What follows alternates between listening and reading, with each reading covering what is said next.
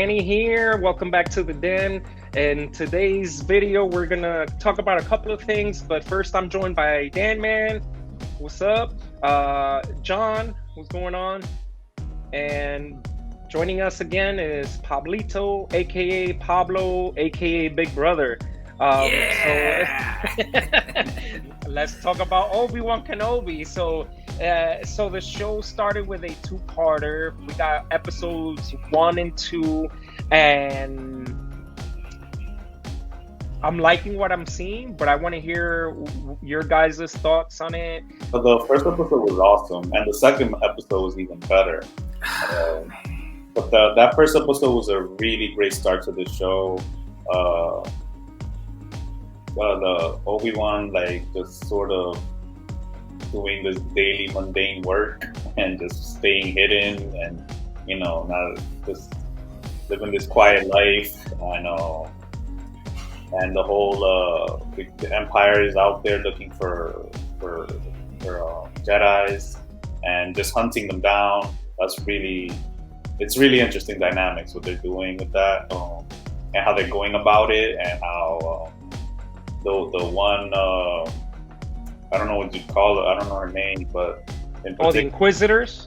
Yeah, she's really on the hunt. The third sister, yeah. Yeah, third sister. But overall, really great start. And that second episode, I'm not gonna spoil anything for you, D, because it's really, really good. Yeah. And Princess Leia, really great casting. That little girl can act. Yeah. Great.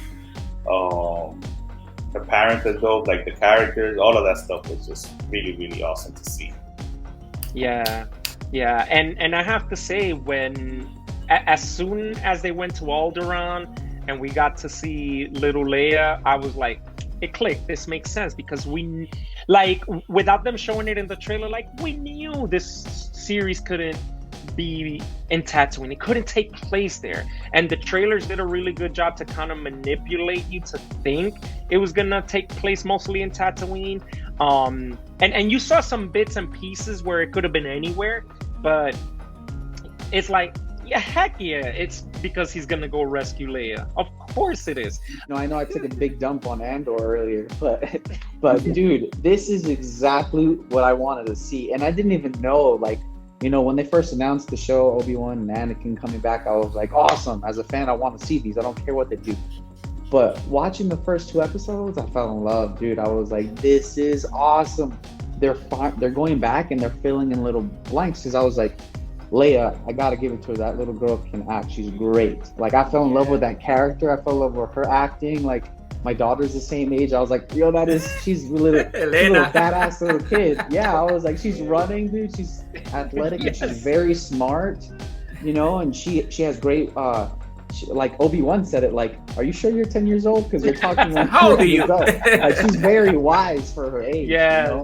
And I love that they wrote her character that way. It's awesome. But she's her cousin was awesome too. Sorry to cut you off, but that no.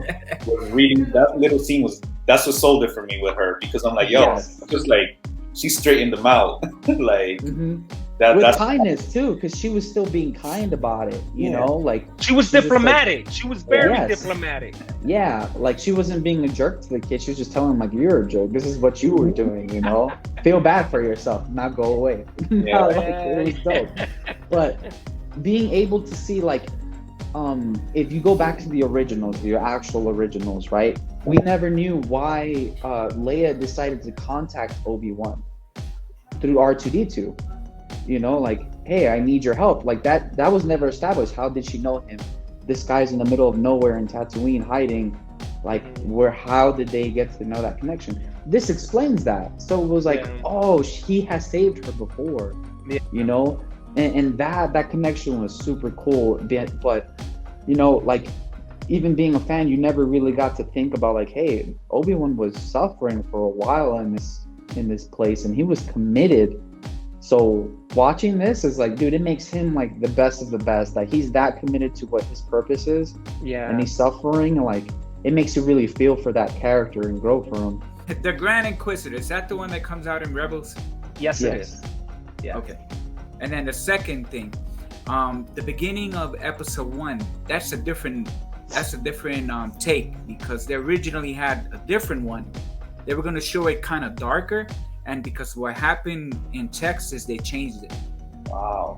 And they still kept kind of like the idea, because you could see them trying to attack the kids, but they were going to show kind of something more darker, which they kind of changed that. Yeah, because I read it this morning. I'm like, wow. And they had to change, and then they had like which I didn't see it, but they kind of had a warning, you know, some scenes are kind of what happened in Texas. So because we all know that they were killing everybody there in the Jedi Temple. They were killing not only the grown-ups, but they were killing the kids. We saw that in the movie that Anakin was targeting the kids. So but that was kind of epic. I'm like, wow. So let's see, I don't know, eventually if we can get to see something down the road.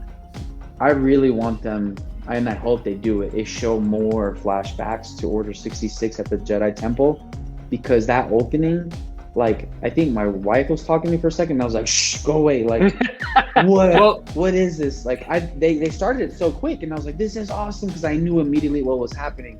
And have I you was guys like, no seen, way they're showing it. Have you guys seen that cartoon, the one with the not the clone troopers, the what they call it, the Bad Batch? Yeah, have you guys seen it? Because they show a lot of stuff with Order 66 there.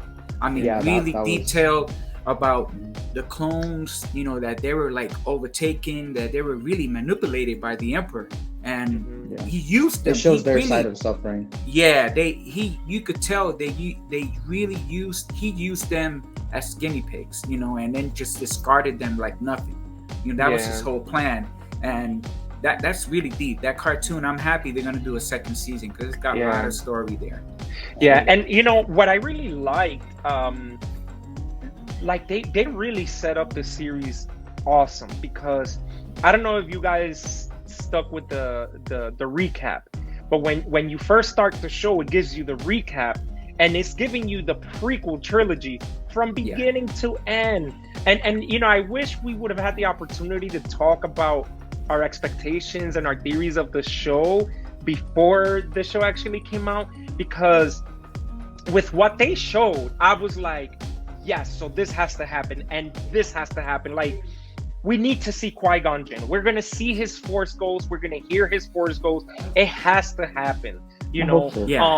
And I love the way they just kind of recapped the prequels. And let me tell you, the way they did it, it was like, this should have been the prequel movies. Like, cut everything else out. This is it. The very beginning of the show does a really good job to say, hey, this is where we left Obi-Wan. This is where we left Anakin, because this isn't just Obi-Wan's story. It's Anakin's story. It's also going to be, you know, Vader's story. It's going to be Luke's story. It's going to be Leia's story. And they did a really good job to connect that, man. I have a theory, and I hope they tie it in, because everyone is wondering, like, how is this, obviously they're going into the past, but how is this going to affect the future storytelling? So I'm wondering if they're going to show, like, who saved Grogu, you know? And that would be cool, because if the show's called Obi-Wan, I'm going to go ahead and assume it's Obi-Wan some way, you know, even if he did something small and he didn't even realize he did it, but he wasn't there. So I don't know, like, or I don't know, they're definitely tying this into the future installments and future storytelling, but they're filling in the gaps really quick for the back, like you said, to further enhance the stories that have already been told. And so listen, really man, cool. I'm sticking to my theory that it was Anakin who saved Grogu. I'm gonna stick to it. That would be epic, because it would show why, like, it would show a different light to his character, and like, why him? You've already slaughtered a bunch of kids. Why save Grogu? You know, there's something special. So well, I mean, Luke did say, hey, I still sense good in you, right? There was still that little spark of light, and if he were to save Grogu, right, there was that spark of light that was always there from the beginning, regardless of, because think about it, like, Anakin's redemption story, it's like, dude, you killed the Jedi, you killed these kids, and then at the end, your son that you barely met is telling you that there's good in you. Like, where did that come from? And for there to have been good from the very beginning, because he saved someone, is really what was there. It was that crack that allowed Luke to be the one to bring that redemption for his father. You know what I mean? Where Obi-Wan couldn't do it, no one else could do it. So yeah, my only theory to add to that would be the only reason why he didn't kill Grogu was because he was the only infant, and because it like, let's say he's killing these toddlers, all those other kids are like little, like, you know, they're right before like 10 years old, toddler age, right? But because Padme was pregnant with their baby, you know, as soon as he sees a baby, it kind of affected him, and it was like he paused, and then he chooses to walk away. So that might be my only guess onto why he wouldn't. I think that the approach, like you said, like they canceled doing the film and instead went to do the series. And this is probably the better approach to tell the story, right? Yeah. You know, a 2-hour film will probably flop because they would just have to cram in a bunch of stuff. And at least this way, the pacing is really, really good because we're getting to see some really good stuff. I hope the whole next episode is just about Vader. And I hope that you're right, that imagine Vader having like flashbacks in the back of the tank, and then he thinks about Grogu. He thinks about that one time he didn't kill. Yeah. That would be cool. But yeah, I'm excited. I'm just happy they're doing these shows, and hopefully they'll continue doing better shows. So let's see. Yeah. It's going to be good, man. It's going to be a good couple of weeks, and we'll talk about Obi-Wan and, you know, whatever else comes down the pipe, because there's still more announcements coming from Star Wars Celebration. That's going to do it for us. Thanks again for joining me, guys. Thank you for watching this video and joining us and hearing us talk about things that we really enjoy. If you want to stay up to date with our content, subscribe, hit that notification bell. And until next time, that is a wrap. Thank you, fellas, and we will do this again. Later.